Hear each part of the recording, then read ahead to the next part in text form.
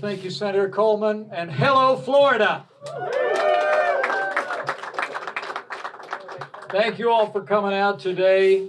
To the rabbis that are present, to all of my fellow Republicans, it is my great honor to welcome you to the Republican National Committee's first Jewish Engagement Office, and it all starts right here in Boca Raton, Florida.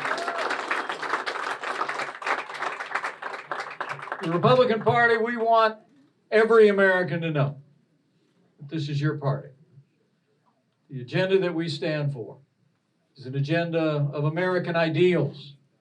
And today, by opening this center as part of a movement to open community centers all across the country, we are opening the doors wide to the Republican Party. We are going to win back the Congress in 2022. We're going to re-elect Governor Ron DeSantis in 2022, and we're going to win back America in 2024.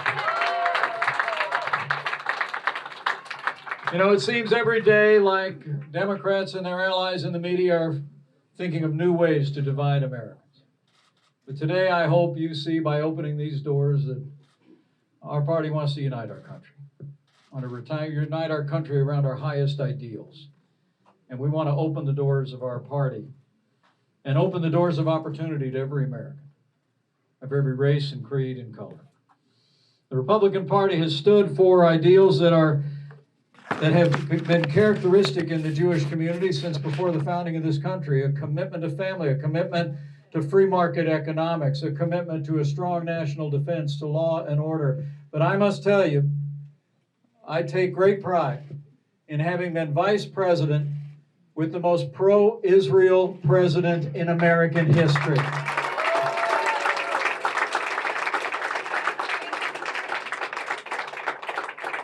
The truth is, from the very first day of our administration, we were keeping promises that we made to Jewish Americans and to our most cherished ally.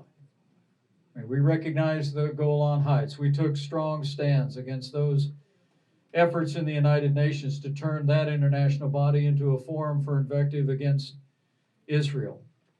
We took strong stands against the BDS movement around the country.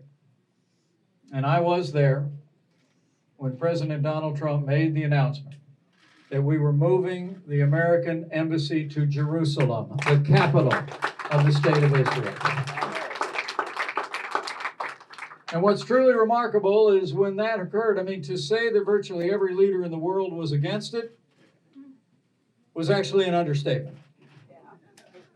I saw literally kind of the international elite in this country and leaders around the world, one after another, reach out to the president to say that it simply couldn't be done. There have been 4 successive presidents who'd made the promise to move our embassy to Jerusalem. And 4 presidents broke that promise. But the truth is that this president kept his word. And he kept his word because we'd given it to the American people, and notably given it to Jewish Americans and all who cherish Israel. But also, I remember being in conversations where the president also believed it would make peace more possible, not less possible. He believed the possibility of moving forward peace in the Middle East began with making it clear that if the world knew nothing else, the world would know this: America stands with Israel.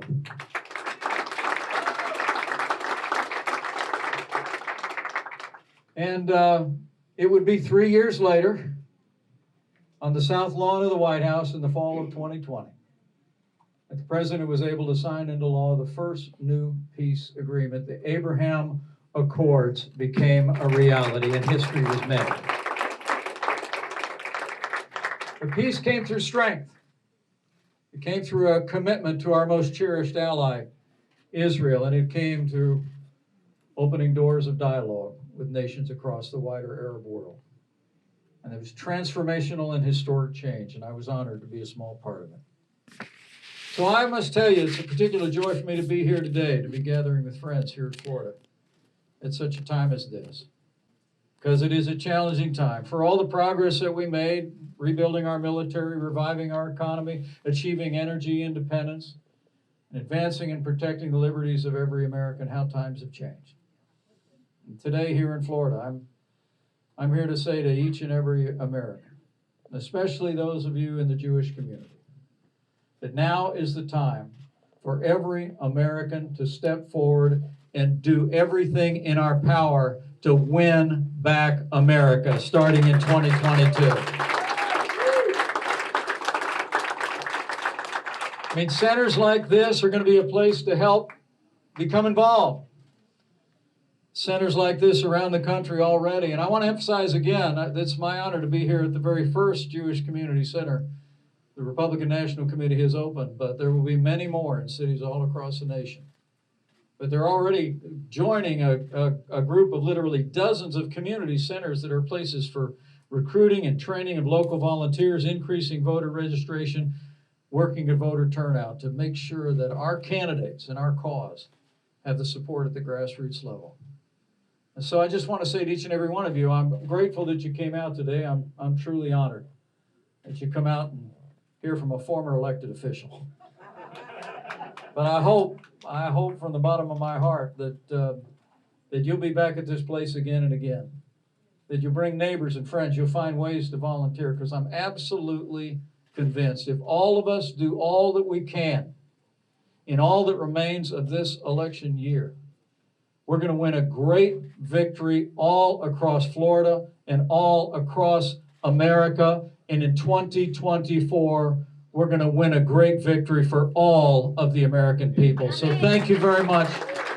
God bless you, and God bless the RNC's very first Jewish Community Center right here in Boca Raton.